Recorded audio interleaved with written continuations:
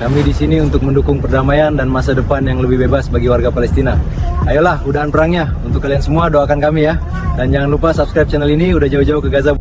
Operasi gabungan yang melibatkan pasukan TNI dan elemen perlawanan lokal di Gaza memasuki fase paling agresif setelah Panzer Anoa TNI memimpin penyerbuan langsung ke instalasi desalinasi air militer IDF, salah satu fasilitas paling vital yang menyuplai air bersih untuk kebutuhan operasional pasukan Israel di sektor pesisir.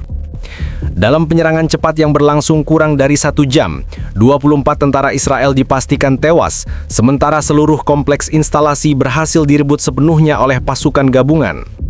Serangan ini menjadi titik balik signifikan karena instalasi tersebut sebelumnya dikenal sebagai objek vital militer IDF yang memiliki proteksi berlapis, termasuk perimeter darat, sensor pendeteksi gerak, serta pos penembak jarak dekat. Namun semua perlindungan dan mengamankan ruang mesin desalinasi yang menjadi kunci suplai air. Keberhasilan ini bukan hanya menciptakan kerugian taktis bagi Israel, tetapi juga memberikan keunggulan strategis bagi koalisi pasukan yang beroperasi di Gaza. Dengan fasilitas air militer IDF yang kini berada di bawah kendali TNI dan pasukan gabungan, akses logistik Israel untuk sektor ini dipastikan terganggu secara serius. Kendali penuh atas sumber daya air militer ini menempatkan TNI sebagai aktor utama dalam pergolakan terbaru di wilayah pesisir Gaza. Operasi pembuka ini juga menjadi pesan bahwa kemampuan mekanis TNI mampu menembus pertahanan konvensional Israel tanpa jeda panjang, memaksa IDF untuk melakukan penyesuaian taktis besar-besaran. Evaluasi awal menunjukkan bahwa Israel kini harus menata ulang sistem suplai air mereka dan menambah lapisan pertahanan di objek-objek vital lain yang sebelumnya dianggap aman. Serangan utama dimulai segera setelah Panzer Anoa TNI berhasil membuka jalur masuk ke dalam kompleks instalasi desalinasi air militer IDF. Dengan jalur yang sudah dipastikan aman dari ranjau dan penembak runduk, pasukan gabungan langsung melakukan penetrasi bertahap ke 3 sektor utama fasilitas: zona input air laut, zona pengolahan teknis, dan zona kontrol distribusi. Ketiga sektor ini merupakan jantung operasional instalasi dan perebutannya berarti mematikan seluruh suplai air bagi unit-unit militer Israel di area pesisir. Unit infanteri TNI bergerak cepat memanfaatkan kelemahan pertahanan setelah lini penjaga depan IDF tumbang. Tanpa menunggu manuver defensif Israel, tim TNI masuk ke area input yang biasanya dijaga ketat oleh sistem sensor otomatis. Namun kerusakan jaringan listrik akibat penembusan awal membuat sebagian besar sensor mati total, memberikan celah luas bagi pasukan untuk bergerak tanpa deteksi. Pertempuran singkat terjadi di dekat jalur pompa utama ketika 4 tentara Israel mencoba bertahan sambil memanggil bala bantuan. Upaya itu gagal setelah kedatangan unit pendukung TNI yang menyapu area dengan tembakan terarah. Zona ini kemudian dinyatakan aman dalam waktu kurang dari 8 menit. Zona inilah yang menjadi pusat perlawanan tersisa dari pihak Israel. Pasukan IDF yang bertahan di area ini menggunakan posisi mesin desalinasi sebagai titik perlindungan, memanfaatkan ruang sempit dan lorong teknis untuk memperlambat pasukan TNI. Namun strategi itu tidak efektif.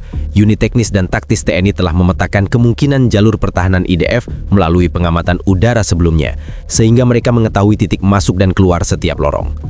Penembusannya dilakukan secara simultan dari 2 arah, sehingga pasukan IDF kehilangan ruang manuver. Pertempuran berlangsung selama sekitar 18 menit sebelum seluruh operator dan pasukan yang bertugas di zona ini berhasil dinetralisasi. Kerusakan pada mesin inti tidak signifikan, memungkinkan instalasi tetap bisa dikendalikan setelah perebutan penuh. Zona ini merupakan titik paling krusial. Di ruangan inilah aliran air yang sudah diproses diarahkan ke basis militer Israel di beberapa sektor penting. Perebutan ruangan kontrol berarti memutus semua jalur pasok air IDF secara langsung. Ketika pasukan TNI memasuki zona ini, sebagian operator Israel mencoba melakukan shutdown darurat untuk mencegah fasilitas jatuh dalam keadaan aktif. Namun tindakan itu tidak sempat menghasilkan kerusakan berarti karena serangan pasukan gabungan terlalu cepat. Terminal distribusi dilebut tanpa kerusakan permanen, memastikan bahwa kontrol penuh atas suplai air kini berada di tangan pasukan koalisi. Perebutan instalasi desalinasi air militer IDF oleh TNI dan pasukan gabungan langsung menimbulkan dampak strategis yang signifikan terhadap kemampuan operasional Israel di sektor Gaza. Tidak seperti kehilangan pos biasa atau markas taktis, hilangnya fasilitas air militer berarti terputusnya salah satu komponen logistik paling mendasar, pasokan air bersih untuk tentara, kendaraan, unit medis, dan pusat komando. Dampak ini tidak bisa ditutuki atau diganti seketika, membuat Israel menghadapi tekanan logistik yang jarang mereka alami sebelumnya. Instalasi ini merupakan salah satu dari sedikit fasilitas desalinasi militer yang berada dekat dengan garis operasi. Dengan jatuhnya fasilitas tersebut, sistem distribusi air IDF yang biasanya berjalan otomatis dan teratur, kini tersendat hingga 90% di beberapa sektor.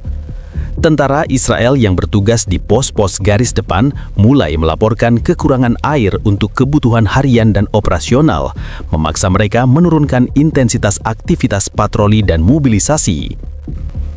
Gangguan ini juga mempengaruhi unit kendaraan lapis baja Israel.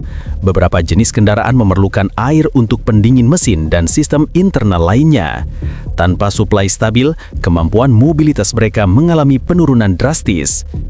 Laporan dari berbagai pos IDF menunjukkan bahwa komando logistik Israel kini berada dalam kondisi darurat. Mereka terpaksa mengalihkan jalur suplai air dari sektor lain yang lebih aman. Namun, jalur distribusi tersebut lebih jauh, lebih lambat, dan lebih rentan intersepsi. Upaya untuk mengirimkan truk-truk tangki air ke sektor terdampak juga terkendala oleh resiko serangan. Setiap pergerakan logistik menjadi target empuk bagi pasukan gabungan yang kini menguasai titik-titik strategis di jalur pesisir Gaza. Walaupun air sering dianggap sebagai komponen logistik pendukung, di arena perang modern, air memegang peranan langsung terhadap moral pasukan. Kekurangan air dalam durasi panjang membuat kondisi fisik dan psikologis tentara IDF menurun signifikan.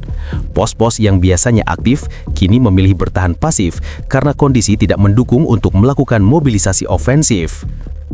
Beberapa laporan internal bahkan mengindikasikan bahwa sebagian unit Israel mulai mengurangi durasi berjaga karena kemelahan dan dehidrasi. Hal ini memperbesar celah keamanan di garis pertahanan Israel. Dengan fasilitas yang kini berada sepenuhnya di bawah kendali TNI, pasukan gabungan memiliki dua keuntungan besar. Pertama, Israel kehilangan kendali atas logistik air pentingnya. Kedua, pasukan TNI dapat mengarahkan suplai air untuk mendukung posisi perlawanan lokal yang sebelumnya kekurangan pasokan. Kondisi ini menciptakan ketidakseimbangan baru.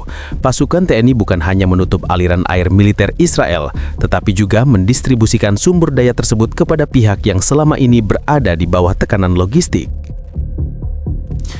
Reaksi Israel terhadap jatuhnya instalasi desalinasi air militer IDF berlangsung cepat di tingkat komando, tetapi lambat dan berantakan di lapangan.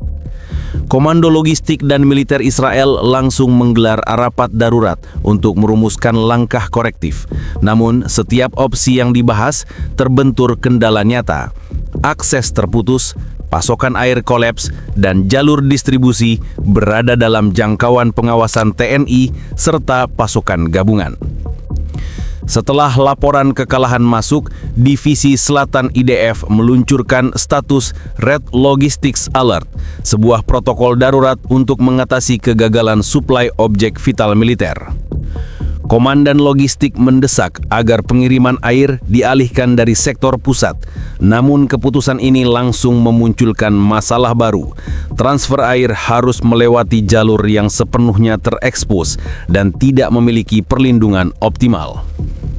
Situasi ini diperburuk oleh fakta bahwa beberapa pos garis depan Israel sudah mengirim laporan dehidrasi personil dan penurunan kesiapan tempur secara drastis.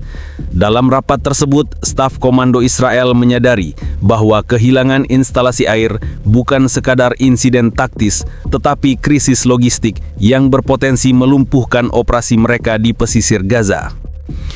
Upaya pertama mengirimkan konvoi truk tangki air ke sektor yang terdampak langsung gagal setelah jalur utama terblokir akibat patroli TNI yang telah memperkuat perbatasan sekitar instalasi. Truk yang mendekat harus memutar jauh, melewati jalur berbatu dan tidak stabil, membuat waktu distribusi bertambah 2 hingga 3 kali lipat. Selain itu, resiko serangan dari pasukan gabungan membuat Israel menahan sebagian konvoi agar tidak menjadi target bergerak. Kondisi ini memaksa Israel mengurangi frekuensi pengiriman dan hanya mengutamakan pasukan yang benar-benar kritis. Israel mencoba merumuskan 2 opsi operasi untuk merebut kembali fasilitas desalinasi. Opsi A, serangan langsung dengan satuan mekanis. Opsi B, infiltrasi malam hari dengan unit khusus. Kedua opsi ini ditolak dalam tahap analisis awal.